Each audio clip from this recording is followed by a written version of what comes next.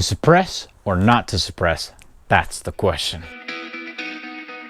So adding a suppressor has more consequences than most people think to a specific gun. So typically people think, oh, it just makes it quieter, everything else is equal. That is not true. First of all, it's an NFA item, so you gotta do the tax stamp, everyone knows that. Second of all, it's gonna destroy your pocketbook. That thing is like $1,000 plus like $200 for the federal extortion fee. So it's gonna cost more. But it affects your guns in more ways than just sound and costs and getting mad at the federal government.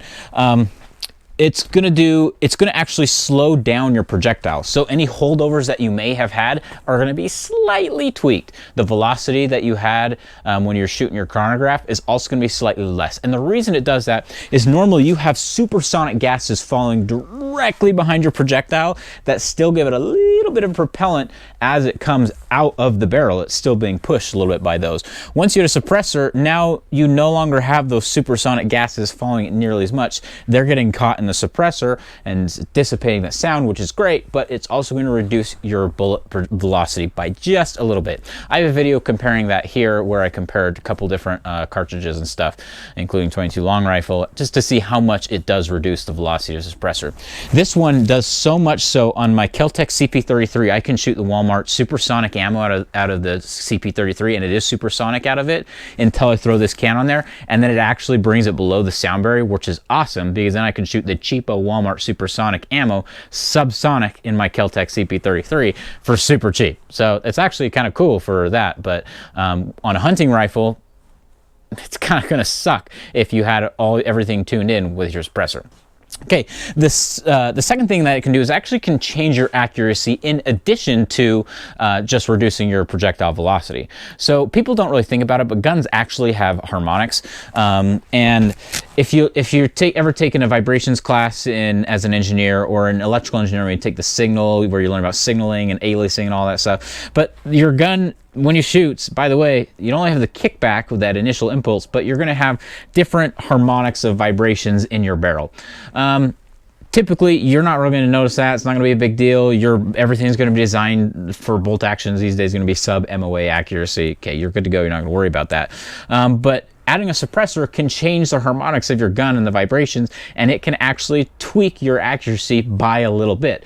So the load that works super great without a can now may not be so accurate with a can, or vice versa. I've had a friend who his gun was shooting only like 2.5 MOA, so at 100 yards, if he shot perfectly, only get like 2.5 inches, an inch group. And then he threw on a can. This actually, he has the same one, the Banish 30. He threw it on, and then he's all of a sudden shooting sub MOA with the same ammo. So it's great, but it can go reverse. So don't just throw in a can and go do your hunt and expect to hit stuff at 4, 5, 6, 700 yards right out of the gate. Work it up with the can. Okay, other obvious things it's going to change. It's going to change the weight of your gun. It's going to change the length of your gun. It's going to be a little bit more, long if you're doing it in like a close quarters kind of environment. That can be kind of a pain. You can look for a shorter one. It also is going to make it look super cool, and everybody's going to want to shoot your gun. So if you go to like a work group and you're the only one with the can, everyone wants to shoot it. So it's going to cost you a little bit more because now you got to feed it when everybody wants to shoot your gun. You also get your man card gets a little bit thicker when you get a suppressor. You know, it gets a little bit beefier. So you get a can maybe just for that. And that's pretty much it. Anybody out there who has a can, it's a suppressor for a can suppressor, kind of same thing.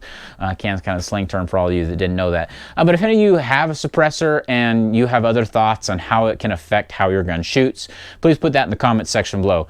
And as always, guys, thanks for watching. Okay, so I'm not like others who will sell you a hoodie or a t-shirt that they screen print, they just ship it straight to your house, they don't even see or touch a thing. So if you want to support my channel, in addition to just giving a thumbs up and hitting that subscribe button, which I greatly appreciate, you can head over to the link that I have below and you can buy some of these. A nice convenient way to hold your dies, 1, 2, 5, screwed into some sort of wall or whatever, or you can get them so they're pegboard mount. Hornady quick lock and load dies, the Lee quick exchange die with naked dies with nothing, but there is a little bit of slop before. Put it in there, and then you do have to kind of push on it. This is much easier if it's screwed into a wall until they come in black, red, or blue.